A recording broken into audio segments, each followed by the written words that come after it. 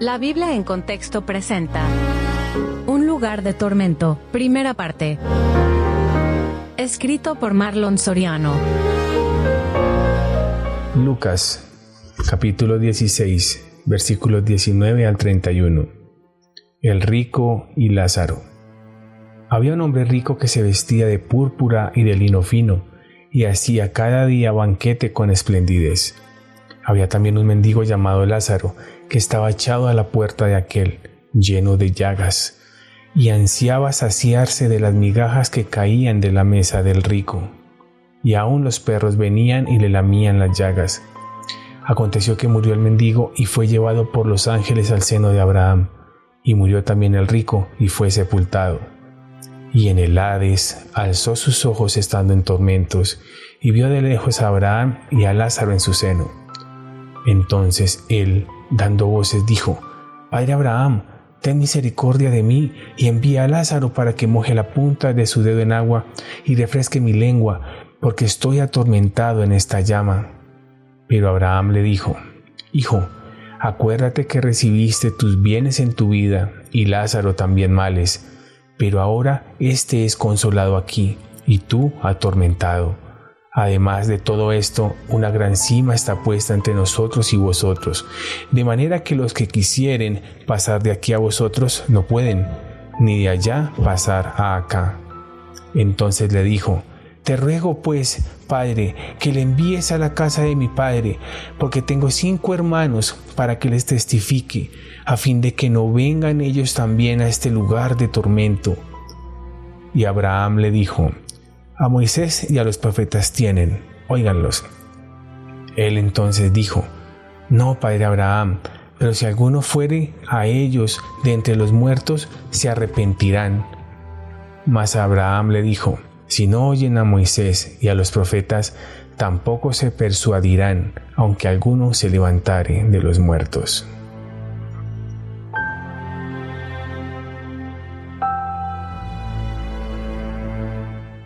Si algo tienen en común las religiones profesadas por los hombres en todos los tiempos, es la existencia de un lugar de tormento eterno o temporal. Para la mayoría de las religiones, el infierno es un lugar donde infieles y pecadores serán castigados de maneras terribles. Esto como resultado de las malas obras mientras se tuvo la vida terrenal. El infierno suele ser caracterizado por sufrimiento y torturas inimaginables. Normalmente estas torturas, de acuerdo con las tradiciones populares de esa cultura, son infligidas por demonios con tridentes, lanzas o látigos. Otra manera de sufrimiento y tortura se atribuye a las condiciones de calor o frío extremos, miseria, soledad, angustia, persecución de criaturas y seres malignos, entre otras cosas que te pondrían los pelos de punta. Pero muchos afirman que lo más aterrador, lo más desesperante, es el cargo de conciencia que acusa al condenado noche y día mientras sufre el tormento.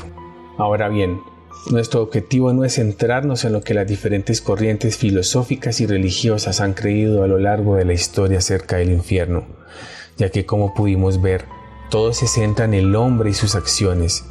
Si fueron buenos, obtendrán favor y recompensa en sus respectivos paraísos, mientras que los actos crueles, junto con las malas acciones o pertenecer a la religión incorrecta, tendrán un castigo cruel, ya sea en un infierno temporal o eterno.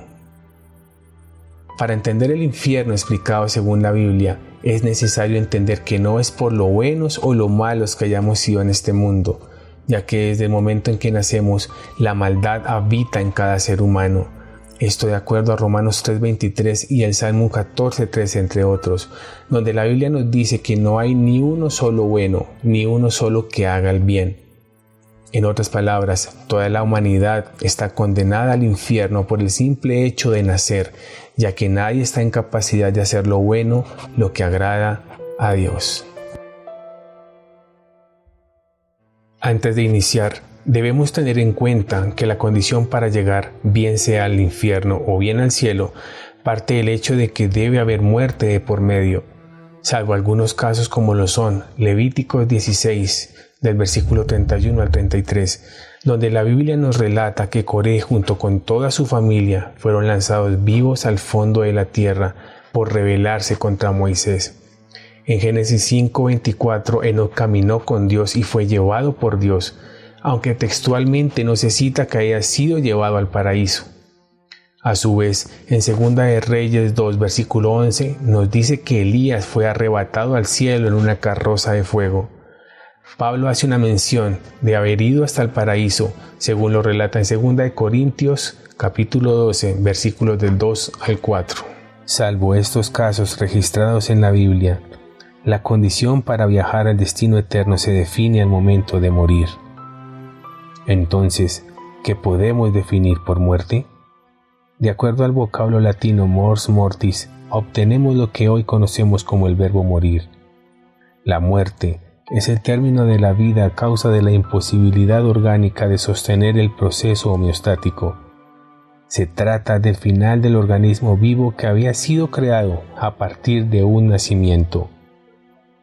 Existen distintos tipos de muerte.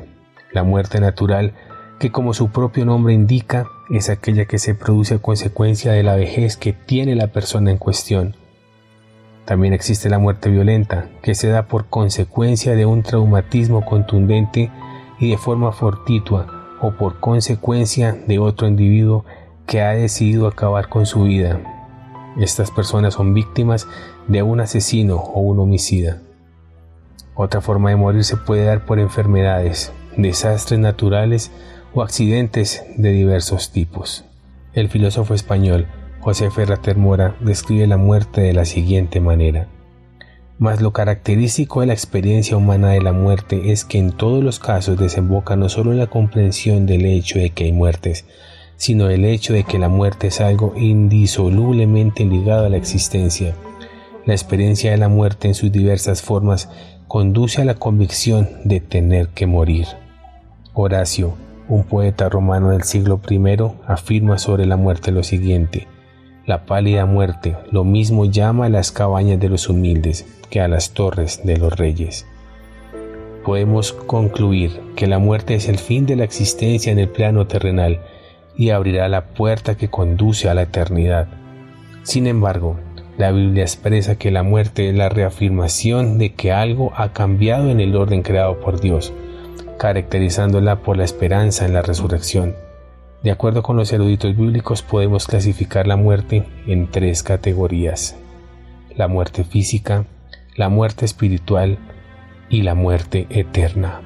De acuerdo con lo que nos dice Génesis 3, versículo 19, la rebelión en el huerto del Edén sentenció al hombre que debía morir, volviendo al polvo del cual había sido formado.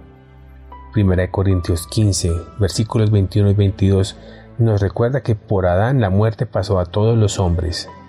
Entendiéndose esto, que la Biblia nos muestra que por medio de la muerte la disciplina divina viene a aquellos que persisten en vivir pecaminosamente y sin arrepentimiento.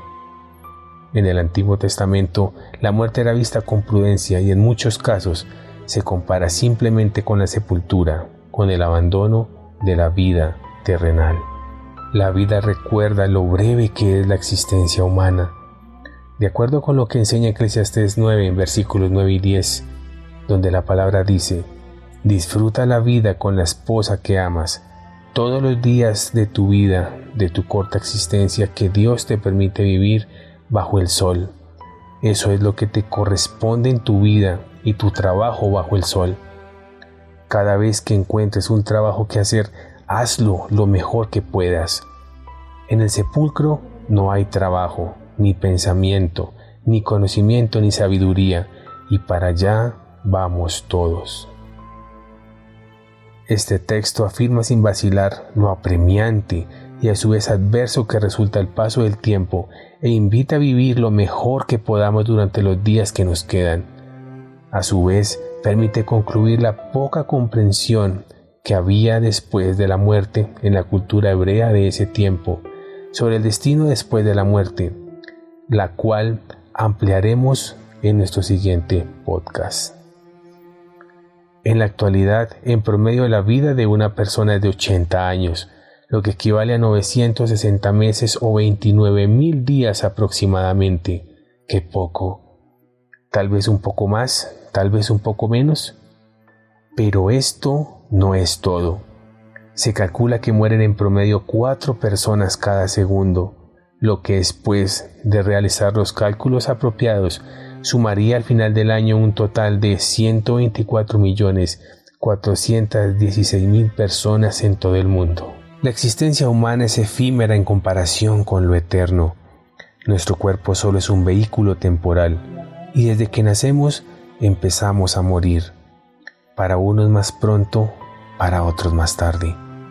Planes, viajes, compras, estudio, trabajo, amor, hogar, son las cosas en que la gente piensa en todo momento, por las que emplea cada minuto del día y por las que pasa largas horas de preocupación, noches de desvelo y días de fatiga. Sin embargo, casi nunca se detienen a pensar, ¿será que estos son los planes de Dios para mi vida? Cuando Jesús enfrentó la muerte de Lázaro, no fue indiferente ante el dolor que causó este suceso entre sus familiares y amigos. El paso del plano físico al espiritual conlleva quebranto, dolor, lágrimas, odio, compasión. Pero tampoco el Señor fue indiferente en anunciar sobre lo repentino de la muerte, como una advertencia a los que han puesto su corazón en las cosas de este mundo, ignorando la provisión de gracia que Dios ha dado a los hombres por medio de Él. Ustedes ni siquiera saben qué va a pasar con su vida el día de mañana, porque ustedes son como vapor que aparece solo por un momento y después desaparece. Santiago capítulo 4, versículo 14. La muerte es el fin para muchos. Aquellos que se han aferrado a una corta esperanza ven con angustia cómo el galope de la muerte atropella su aliento de vida. La gente de nuestro tiempo ignora la muerte, evadiendo la realidad de su existencia. Argumentan, todo empezó aquí, todo termina aquí. No obstante, Pablo nos muestra una perspectiva que todo creyente debiera atesorar en su corazón, logrado gracias a una confianza plena en Dios y a su caminar en obediencia al Padre. Pablo encuentra en la muerte la manera de por fin estar con Cristo. Mi principal deseo y esperanza es no fallarle a Cristo. Espero seguir como siempre, teniendo el valor necesario para honrar a Cristo a través de mi vida, sin importar si vivo o muero.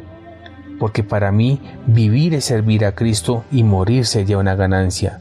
Pero si sigo viviendo en este cuerpo, aprovecharé más mi trabajo. Por eso, no sé qué escoger. Es muy difícil escoger entre vivir o morir. Algunas veces quisiera dejar esta vida y estar con Cristo, pues eso sería mucho mejor. Filipenses 1, versículos 20 al 23. Al morir, la persona experimentará conscientemente su nueva condición.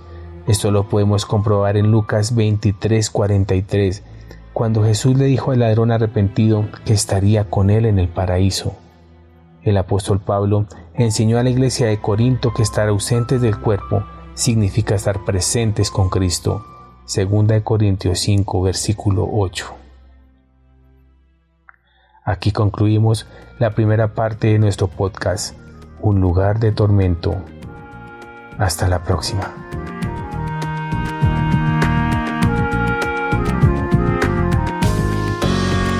Los esperamos en un próximo episodio de La Biblia en contexto.